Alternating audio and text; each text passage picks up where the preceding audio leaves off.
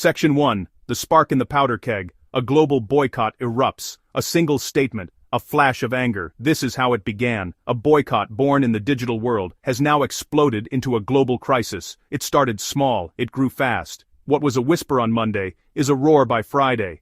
The story is moving at the speed of social media. It has crossed oceans. It has shaken corporate boardrooms. Its impact is being felt in very real terms. The movement has spread worldwide. It has hit both the image and the finances of major players. The world is now watching to see how deep the damage goes. This is not a typical consumer protest. It is something different, something larger. It involves a complex web of actors, citizens, corporations, governments. The initial incident, a controversial public statement, acted like a spark. It landed in a landscape already dry with social tension. The resulting firestorm has been fueled by instant communication, amplified by a global audience that feels connected and empowered. The core of the issue is a clash of values. A line was crossed, according to millions.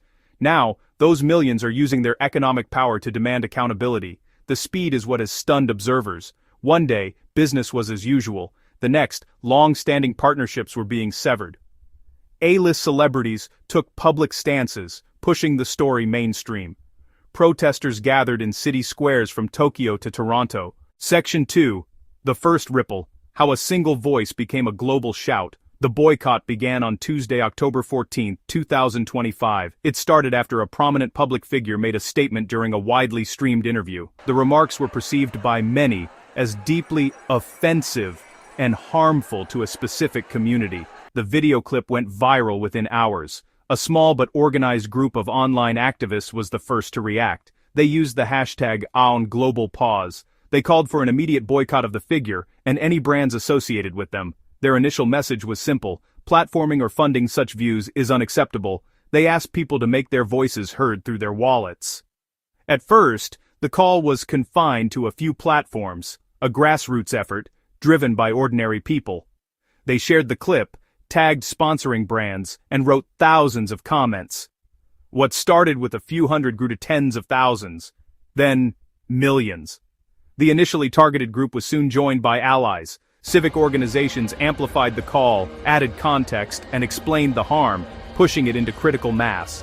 Section 3. The domino effect, how the boycott spread across borders and industries. The boycott did not remain an online phenomenon. It quickly translated into real-world action across the globe. The movement spread geographically with stunning speed. It started in North America, where the initial statement was made.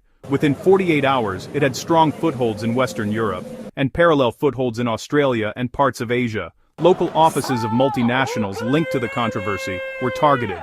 The message was clear. This was no longer a regional issue. It became a global referendum on corporate responsibility. Consumer goods and retail were hit first. Brand pages flooded with calls to boycott. Major apparel and beverage companies were among the first to react. Vulnerable to daily consumer choices, entertainment, streaming, and advertising came under scrutiny. High-profile cancellations followed. Labor advisories slowed goods in ports, signaling broader economic pressure. Section 4. A coalition of conscience, the faces and forces behind the movement. It is not led by a single person. It is decentralized. Grassroots activists and community organizers started the hashtag and worked tirelessly online. They coordinate messaging, share information, and mobilize support. They represent the authentic, ground-level anger fueling the movement. Established institutions add power. Major labor unions play a crucial role. From transport workers to performers, advisories and reviews multiply. NGOs issue statements, provide legal and ethical frameworks, and shape the public conversation. They frame it as accountability, not cancellation. Voices like Dr. Eris Thorne say, this isn't about silencing one person. If a company ignores its environmental impact, it will ignore its social impact. This is about total accountability. These figures add calm, intellectual counterpoints to online rage. Their work keeps the boycott running day after day.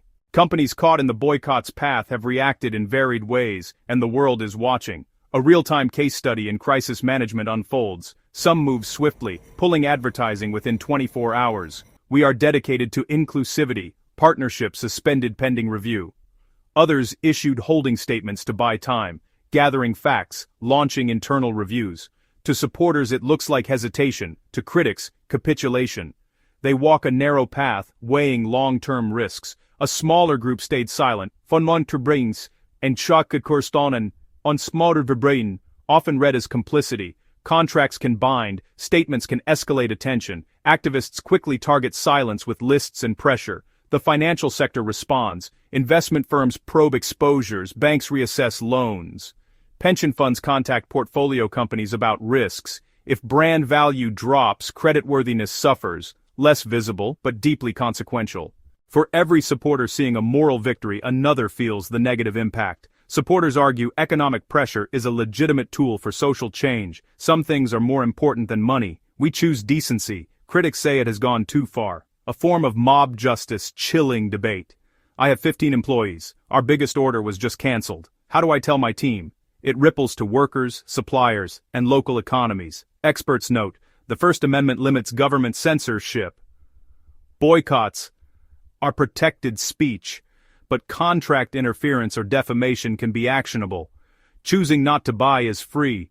Breaking deals can spark lawsuits. Competing rights and harms collide, with no easy answers. On the financial front, the market has reacted. Linked companies saw sharp declines and billions in value erased. Analysts warn, reputational risk now drives volatility. Long-term impacts on sales and loyalty remain unknown, but significant. Protests are now regular in major cities. Symbolic actions amplify visibility, largely peaceful and with heavy police presence.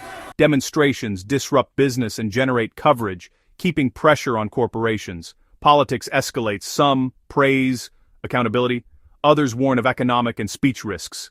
Hearings are floated. The issue enters campaign rhetoric. Cancellations ripple to freelancers and local businesses. The fallout isn't just a ticker, it's livelihoods, far from the original controversy.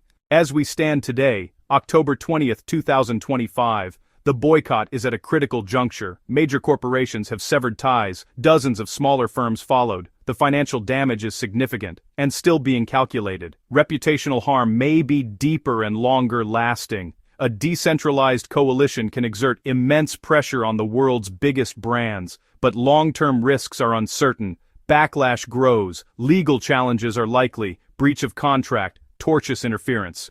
If job losses mount or overreach is perceived, support could wane. Polarization may spur efforts to regulate, raising complex questions of speech and commerce. A call for calm and careful consideration is essential.